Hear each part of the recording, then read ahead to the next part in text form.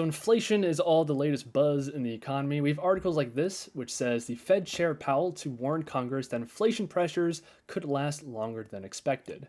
This inflation fear is in response to the pandemic and all the measures that the government and the Fed took to combat a potential recession. Stagnation is a fear a lot of people have right now, and stagflation or recession inflation is a situation in which the inflation rate is high, economic growth slows, and unemployment remains steadily high. So what I want to do in this video is to go through some economic data, try to identify where we're at right now in the economy, and then see what you can do about it. So first thing first, what's the inflation rate? So this is looking at the past 12 months from August 2020 to August 2021. And yeah, right now there is a bump in inflation up to 5.4%, which is significantly more than the historical average. Although the talking point is that this is temporary, it's a transitory bump, and ideally over the next few months, we're going to see this number come back down to the average slowly over time. And that would be the best case scenario. But there is no avoiding it. Right now, there is inflation. And if we look at some other metrics like currency in circulation, this shows, of course, how much money there is going around in the economy. And this number does rise over time. Inflation is targeted at 2 to 3%. But in 2020, and in response to the pandemic, a lot of additional money was printed and circulated in the economy. But let's take a look at the other metrics that contribute to stagflation. So one of them is the unemployment rate, and in the past 12 months it has been steadily coming down from 7.8% to now just 5.2%. But if we zoom out to the 5-year view, we are still significantly higher than we were pre-pandemic levels. We have recovered a lot since the depths of the pandemic, but clearly we're not there yet. This is the real gross domestic product growth in the United States from 2016 to 2026.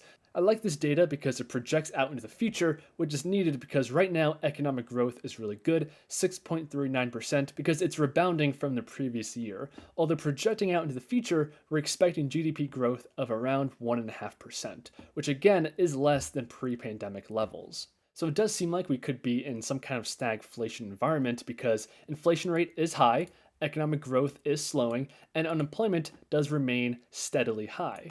But I have to say, I don't think the US is heading towards a long period of stagflation. We do have inflation, and we saw the numbers, it is 5.3% right now. That is higher than average. We do have inflation, although I do believe that is transitory. And I think a cost push inflation more accurately describes the situation we find ourselves in. And cost push inflation occurs when overall prices increase, inflation, but due to increases in the cost of wages and raw materials. Cost push inflation can occur when higher cost of production decreases the aggregate supply in the economy.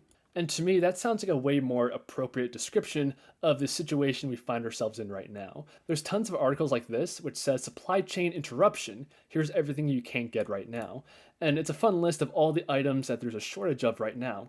And there's a lot. It goes from chicken to chlorine to computer chips, gas, even things like ketchup and lumber, which have been in a very short supply as of lately. But if I scroll back up to the top, these shortages are all caused by supply chain interruptions. The biggest shortage of all right now is in the labor market. So this says millions of jobs and a shortage of applicants. Welcome to the new economy. So essentially most of the shortages we have now is because of the supply chain logistics. And these supply chain issues are definitely in part caused by the pandemic and how a lot of factories had to be shut down for a few months, but also because of the government spending. In 2020, the government spent $6.55 trillion to keep the economy afloat. And if we come over to spending categories, the largest category is income security. And if we click into this, the largest category of this category is those unemployment compensation benefits. So all that government spending kept the demand artificially high, while the pandemic forced a lot of factories to close down, as well as businesses to adjust down their forecast of demand,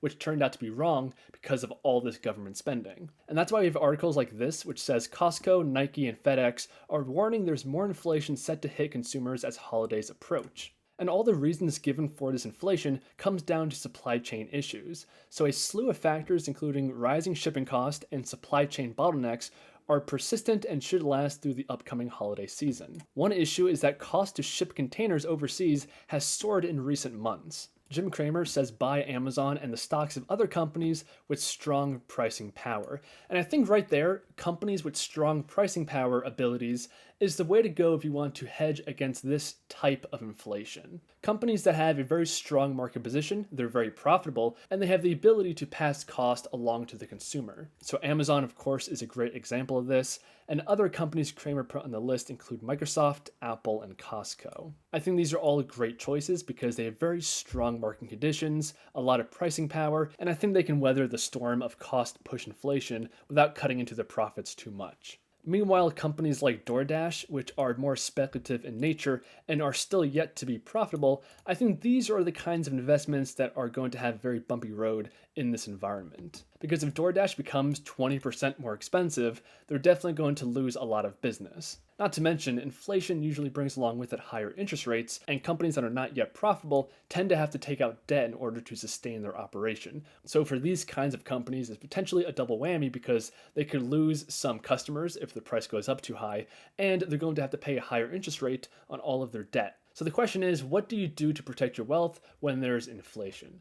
So of course you have all the regular inflation hedges like commodities, real estate, gold, even Bitcoin. I would add that to the list, even though it's very bumpy and volatile. But when it comes to equities, you definitely want to avoid the high risk options that have a lot of debt, they're not yet profitable, and they don't have a lot of pricing power. A great resource to go to find good companies to invest in is the Vanguard Consumer Staples ETF, ticker VDC. Here we have names like Costco, Pepsi, Walmart, all companies which are very profitable, have low debt, and pretty high pricing power. But what about income investors? Where do we go in times of inflation to maintain a level of income? I always get comments on the channel that people use qyld as a savings account that has a 10-11% dividend yield on it.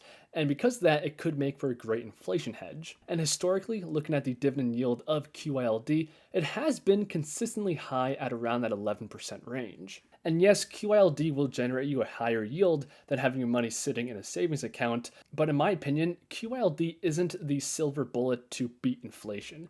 And that's because their dividend does not grow over time. So this is simulating 10 years of dividend payments from qyld, and you're going to notice that the first year is the same as the last year. So the ability of qyld to take a $10,000 investment and turn that into $1,100 per year in income is a really awesome thing. As we just saw, inflation right now is about 5%, so that means this $10,000 would be negative $500 per year if it was sitting in a bank account.